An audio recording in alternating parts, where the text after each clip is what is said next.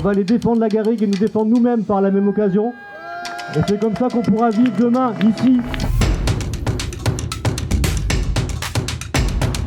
Nous sommes la garrigue qui se défend et le bloc ton périph'. Alors aujourd'hui, on est plus de 1000 pour s'opposer au périphérique de Montpellier, le lien, qui vont transformer un projet de liaison entre les villages en liaison autoroutière, qu'en fait ça va saccager le plateau de Bel-Air, qui est un trésor écologique, qui est le lieu en biodiversité le plus riche du nord de Montpellier et le dernier qui reste. Et on est là et il ne va pas se construire. Là on est exactement sur le tracé. On se répartit en cortège parce qu'en fait on va faire différentes actions naturalistes.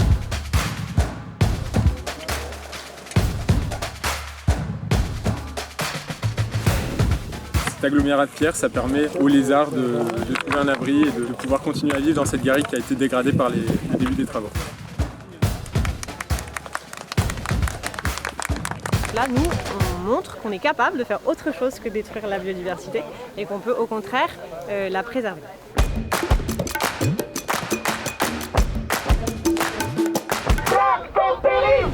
Le lien à l'heure actuelle, il existe déjà. On nous dit souvent qu'il faut le terminer, mais en fait il est terminé. Il relie déjà les villages entre eux. Si on termine cette petite portion qui manque, ça devient un méga périphérique autoroutier.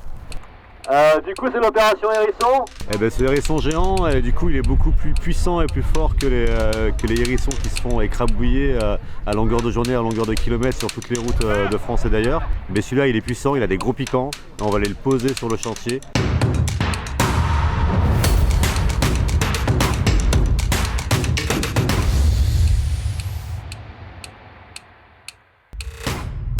D'envahir le chantier d'un morceau du contournement, du projet de contournement de Montpellier pour dénoncer le greenwashing des discours du département qui n'arrêtent pas de dire qu'ils vont faire des routes écologiques.